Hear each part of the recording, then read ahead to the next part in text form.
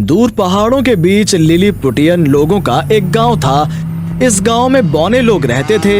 इस गांव के लोग बहुत भोले थे और सब अपने गांव में शांति से रह रहे थे। गांव के पास ही शैतानी इलाका था। उसमें आदमखोर शैतान रहते थे। उसकी कई चुड़ैल दासियां थीं। चुड़ैल उसे आदमी का गोश्त पकाकर खिलाया करती थी। डोंगजान के लिए भोजन तैयार है क्या? हाँ, तैयार है। डोंगजांग अपने भोजन के लिए आदमियों का शिकार खुद करके लाया करता था। एक दिन वो बौनों के गांव में आता है। बौने शैतान डोंगजांग को देखकर घबरा जाते हैं और अपनी जान बचाने के लिए इधर उधर भागने लगते हैं। बौने आदमी खाने का तो मजा ही कुछ और है। इस गांव से तो मुझे अच्छे शिकार मिल सकते हैं। ये कहते हुए आदमखोर डोंगजांग गांव की तरफ बढ़ता जाता है और गांव वाले अपनी जान बचाने के लिए एक पहाड़ी पर चढ़ने लगते हैं और तभी अकस्मात ही धरती हिलने लगती है। सांगा बौनों के गांव का मुखिया कहता है, भाइयों, लगता है भूकंप आया है, सब सावधान हो जाओ। तभी सांगा की पत्नी अंबिका कहती है, उधर तो देखो, धरती लाल हो रही है और धरती से अंगारे फूटने लगे। मुझे तो लगता है ज्वालामुखी फटने वाला है। तभी धरती से अंगारों के फव्वारे फूटने लगते हैं और अग्नि की देह वाला एक विशाल नाग बाहर आता है। इस नाग को देखते ही डोंगजांग पीछे हटते हुए कहता है, ये क्या भला है? देखने में तो विशाल नाग लगता है, पर अग्नि की देह वाला नाग कैसे हो सकता है?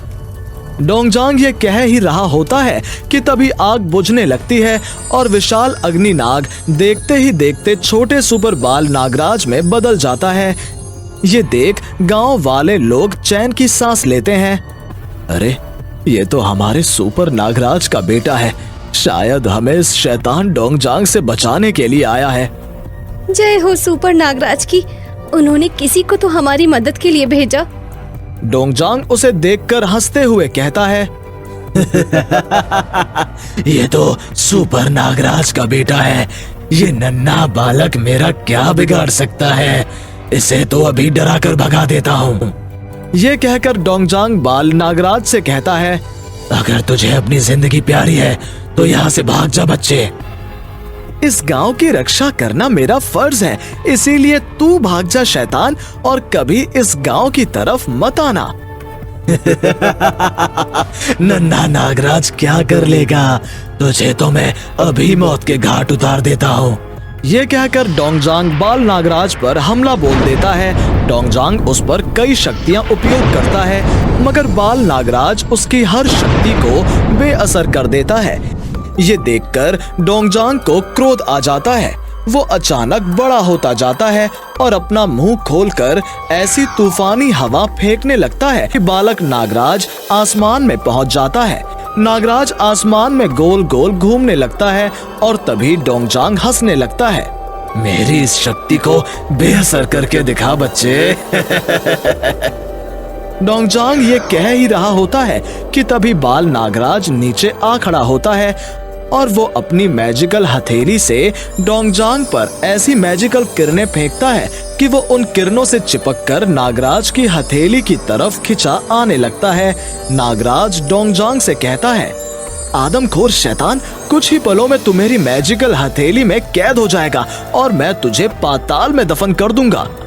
ये सुनकर डोंगजांग घबरा जाता है और जादूगरनी सुक्कड़ राक्षसी को बुलाने लगता है। हे जादूगरनी सुक्कड़ राक्षसी, जल्दी से आ और मुझे बाल नागराज के इस मैजिकल किरणों की कैद से मुक्ति दिला। डोंगजांग के ये कहते ही आसमान में हजारों चीलें उड़ने लगती हैं और जादूगरनी सुक्कड़ राक्षसी प्रकट होती है। मैं आ गई हूँ डोंगजान, मैं अभी तुमको बाल राज की कैद से मुक्ति दिलाती हूँ। ये कहकर सुक्कड़ राक्षसी अपने चीलों की फौज को आदेश देती है, ऐ मेरी जादुई पंछी सेना, शैतान को बाल राज की मैजिकल किरणों की कैद से मुक्ति दिलाओ, मुक्ति दिलाओ। सुक्कड़ राक्षसी जैसे ही ये आदेश देती है, आसमान में उड़ने वाली चीलें गोल गोल घूमते हुए चक्कर लगाने लगती हैं और फिर अचानक ही आसमान से रंग बिरंगे प्रकाश के छल्ले छोड़ने लगती हैं। ये छल्ले धीरे धीरे बड़े हो जाते हैं और जैसे ही जमीन से टकराते हैं प्रकाश का भयंकर विस्फोट होता है और कुछ भी नजर नहीं आता। फिर जैसे ही ये प्रकाश गायब होता है राक्षस नागराज की कैद से आजाद होकर अदृश्य हो जाता है।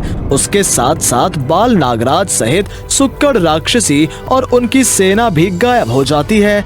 इस हैरान करने वाले दृश्य को देख बौने लोग हैरान होकर कहने लगते हैं, सुनो भाइयों, आज हम सबकी रक्षा सुपर बाल नागराज ने की है। हम सबको नागराज को अपने लिलीपुट गांव का रक्षक बना लेना चाहिए। तुम सही कहती हो बेटी, बहुत साल पहले वहाँ पहाड़ी पर नागराज का मंदिर हुआ करता था। चलो हम उस मंदिर का दोबारा से निर्माण करते हैं।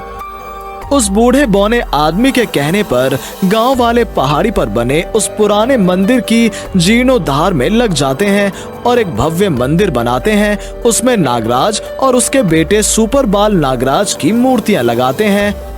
नागराज की जय हो, नागराज की जय हो। हे नागराज, हमारे गांव की रक्षा करना। कुछ दिन बाद भूखा आदमखोर डोंगजांग फिर से गांव में घुस आता है। उसे देखते ही बौने लिलीपुटियन इधर उधर भागने लगते हैं। शैतान बौने लोगों को पकड़ पकड़ कर अपनी भैंसा गाड़ी में कैद करने लगता है। इन बौने लिलीपुटियन की पूरी एक गाड़ी भरकर शैतानी इलाके में ले जाऊंगा। तभी अचानक डोंगजांग के सामने प्रकाश का एक भयंकर विस्फोट होता है और उसमें से बाल नागराज प्रकट होते हैं। आदमखोर डोंगजांग, तेरी इतनी हिम्मत कि तू फिर इस गांव पर कहर ढाने चला आया। हाँ, चला आया बालक, आज मेरे पास दोगुनी शक्तियां हैं। आज तू मेरा कुछ नहीं कर सकता। ये कहकर डोंगजांग बाल नागराज पर आक्रमण करता है और उन दोनों के बीच भयंकर लड़ाई शुरू हो जाती है। डोंगजांग बाल नागराज पर तरह तरह के अस्त्र शस्त्र चलाता है, मगर बाल नागराज उसका हर अस्त्र शस्त्र नाकाम कर देता है। ये देखकर डोंगजांग पागल सा हो जाता है। लगता है तू ऐसे नहीं मानेगा, तुझ पर तो महाविनाश शस्त्र चलाना ही पड़ेगा। ये कहकर डोंगजांग एक विशाल अद्भुत धनुष प्रकट करता है और उससे बिजली के बाणों की बारिश शुरू कर देता है। बिजली के बाण हवा में गति करते हुए बाल नागराज को चारों तरफ से घेर लेते हैं, मगर तभी बाल नागराज अपनी मैजिकल हथेली का प्रयोग करता है। उसकी मैजिकल हथेली से भयंकर मैजिकल किरणें पैदा होती हैं और इन किरणों का स्पर्श पाते ही डोंगजांग के सब बाण हवा में गायब हो जाते हैं। ये देखकर डोंगजांग और भी घबरा जाता है। अरे ये क्या, इस बालक के सामने तो मेरा महाविनाश शस्त्र भी नाकाम हो गया। ये कहकर डोंगजांग अपने शैतानी इलाके की तरफ भाग लेता है, मगर नागराज की मैजिकल हथेली से निकलने वाली मैजिकल लाइट बिजली की गति से उसका पीछा करती है और उसे पकड़कर अपनी तरफ खींच लाती है। डोंगजांग बाल नागराज की मैजिकल हथेली में कैद हो जाता है। वो चीखने लगता है, सुक्कड़ राक्षसी बचाओ, मुझे बाल नागराज से बचाओ।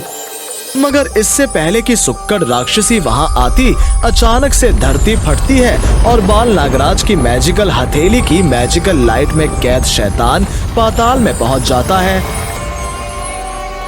मुझ पर दया कर बाल नागराज, मुझे पाताल में कैद मत कर, मुझे छोड़ दे।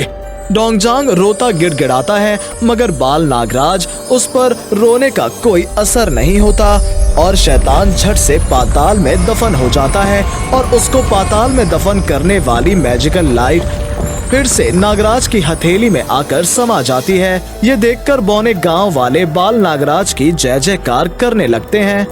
जय हो बाल नागराज की, जय हो बाल नागराज की कृपा से शैतान मर गया, शैतान मर गया। गांव वालों को खुश देखकर बाल नागराज के मन को बड़ी शांति मिलती है। वो सबको अपना आशीर्वाद देता है और फिर अंतर्ध्यान हो जाता है।